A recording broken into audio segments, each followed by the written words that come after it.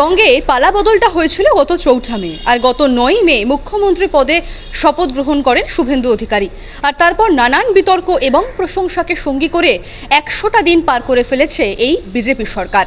স্বাস্থ্য থেকে নিয়োগ, আবাসন থেকে উত্তরবঙ্গ থেকে পরিবহন, একাধিক ক্ষেত্রে কিন্তু এসেছে পরিবর্তনের ছোঁয়া। আয়ুষ্মান ভারত প্রকল্প গত 16ই অগস্ট এই প্রকল্পের আনুষ্ঠানিক সূচনা করেন শুভেন্দু অধিকারী। যদিও 2018 সালে দেশে চালু হয় এই আয়ুষ্মান ভারত প্রকল্প, তবে এ রাজ্যে বিজেপি সরকার আসবার পরেই কিন্তু শুরু হয়েছে এই প্রকল্প। এবং পরিসংখ্যান বলছে এ রাজ্যের প্রায় 1.5 কোটি পরিবার এই প্রকল্পের আওতায় আসতে পারে, এবং সেই সঙ্গে প্রতিটি যোগ্য পরিবার তারা এই কার্ডের মাধ্যমে, অর্থাৎ আয়ুষ্মান ভারত কার্ডের মাধ্যমে বছরে 5 লক্ষ টাকা ক্যাশলেস চিকিৎসার পরিষেবা পাবে। এবং এই প্রকল্পর মাধ্যমে যে কটি হাসপাতালে চিকিৎসা করানো যাবে সেই তালিকায় রয়েছে 1240টি বেসরকারি এবং 600টি সরকারি হাসপাতাল। আশা এবং অঙ্গনওয়াড়ি কর্মীরাও কিন্তু আওতাধীন এই প্রকল্পের মধ্যে। ক্ষমতায় আসার পর নির্বাচনী প্রতিশ্রুতি মেনে ইতিমধ্যেই রাজ্যে শুরু হয়েছে অন্নপূর্ণা ভাণ্ডার, এবং সেই ভাণ্ডারের মাধ্যমে যোগ্য মহিলাদের মাসে 3000 টাকা করে ভাতা দেওয়া হয় সরকারের তরফে। ইতিমধ্যেই কিন্তু দফায় দফায় বিভিন্ন কিস্তিতে প্রচুর মহিলার অ্যাকাউন্টে, ব্যাংক অ্যাকাউন্টে সেই অন্নপূর্ণা ভাণ্ডারের 3000 টাকা ঢুকতে শুরু করে দিয়েছে, এবং গতকালই কিন্তু একাধিক মহিলার অ্যাকাউন্টে ঢুকতে শুরু করে দিয়েছে সেই টাকা।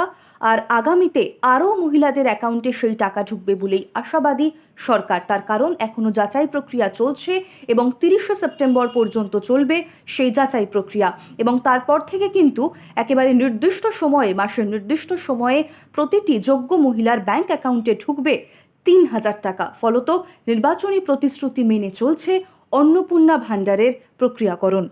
একদিকে পূর্ববর্তী সরকারের নিয়ম মতো তৈরি হওয়া ওবিসি শংসাপত্র যেরকম বাতিলের সিদ্ধান্ত নেওয়া হয়েছে, ঠিক তেমনই এসএসসি, পিএসসি বা পুলিশের লিখিত পরীক্ষায় স্বচ্ছ নিয়োগ এবং 2027 সালের 31শে মার্চের মধ্যে 1 লাখ শিক্ষক এবং পুলিশ নিয়োগের প্রতিশ্রুতিও দেওয়া হয়েছে বঙ্গের এই নয়া সরকারের তরফে।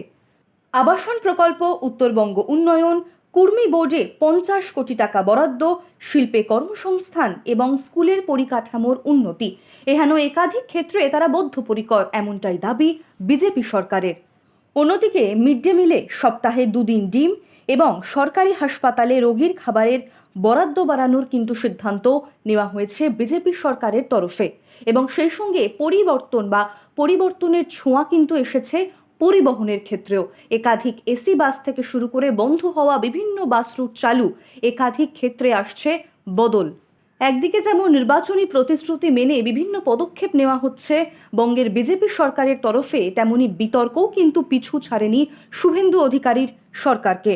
একদিকে বারুইপুরে নাবালিকা ধর্ষণ হত্যা, বীর্যু কেউটের মৃত্যু, এনআরএসে নার্সের রহস্য মৃত্যু, আশিস বন্দ্যোপাধ্যায়ের মৃত্যু, এবং সর্বশেষে সিজেপি সমর্থকের বাবাকে পিটিয়ে খুনের অভিযোগ। একাধিক ক্ষেত্রে কিন্তু প্রশ্নের মুখে সরকারের নিরাপত্তা এবং সেই সঙ্গে প্রশাসনের নজরদারি।